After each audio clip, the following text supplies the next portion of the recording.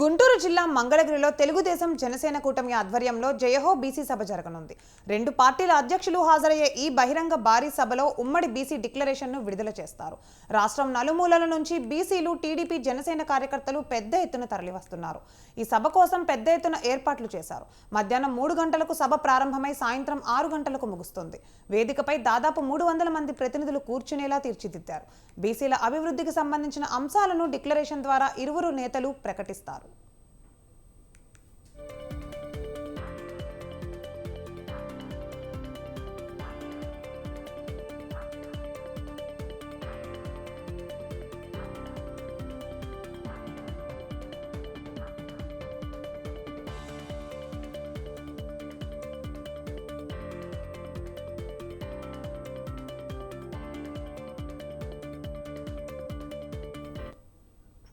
సభను అడ్డుకునేందుకు ప్రభుత్వం ఆటంకాలు సృష్టిస్తోందని ఏపీ టీడీపీ చీఫ్ అచ్చెన్నాయుడు ఆరోపించారు.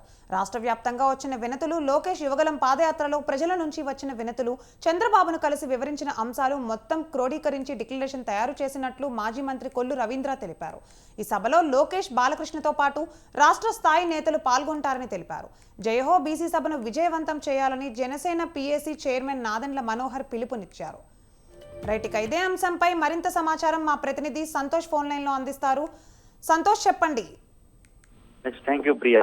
ఏదైతే ఈ రోజు మంగళగిరిలో టీడీపీ ఆధ్వర్యంలో జయహో బీసీ సభను అయితే కనుక అంగరంగ వైభవంగా నిర్వహిస్తా ఉన్నారు. ఇటు జనసేన కావచ్చు, అదేవిధంగా టీడీపీ ఉమ్మడి పార్టీలు కూడా దీనికి సంబంధించినటువంటి సభ ఏర్పాట్లను ఇప్పటికే పూర్తి చేయడం కూడా జరుగుతూ ఉంది. ముఖ్యంగా చూసుకున్నట్లయితే కనుక రాష్ట్రంలో బీసీ కులాలకి అన్యాయం జరుగుతుంది అంటూ కూడా ఇటు పెద్ద ఎత్తున అయితే కనుక టీడీపీ, జనసేన నాయకులు మండిపడుతున్న పరిస్థితులు కనబడతా ఉన్నాయి. ఏదైతే బీసీ కులాలు ఏర్పాటు చేశారో ఆ కులాలకి నిధులు విడుదల చేయకుండా తాత్కాలికంగానే ఇటు పదవులు అలంకరించే విధంగా కూడా ఇటు సీఎం పరిపాలన ఉంది.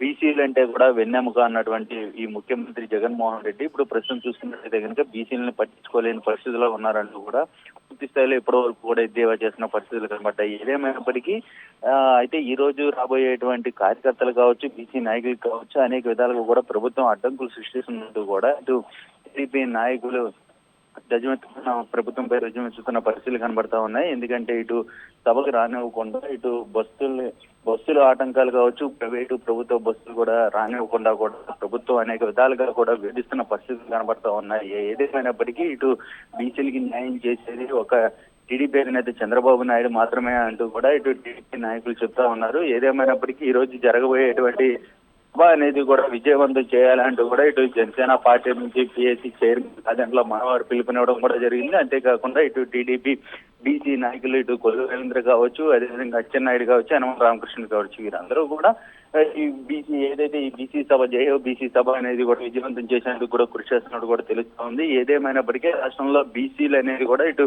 టీడీపీకి అండగా ఉంటున్నారు. అదేవిధంగా టీడీపీకి కూడా బీసీలకు అండగా ఉంటుంది అంటూ కూడా ఈ మేనిఫెస్టోలో కూడా బీసీలకి ఎక్కువ ప్రాధాన్యత ఇచ్చే విధంగా కూడా మేనిఫెస్టోలో ఉండబోతుంది అన్నట్టు కూడా కొంత సమాచారం అందుతా ఉంది. ఏదేమైనప్పటికీ బీసీలకి అయితే కనుక ఎన్నికలు వస్తున్న నేపథ్యంలో ఏ పార్టీకి ఆ పార్టీ ఎక్కువ ప్రాధాన్యత ఇస్తున్నాం అంటూ కూడా పెద్ద ఎత్తున ఏ పార్టీకి ఆ పార్టీ మండిపడుతున్న పరిస్థితులు కనబడతా ఉన్నాయి. Priya, right, thank you for the update Santosh.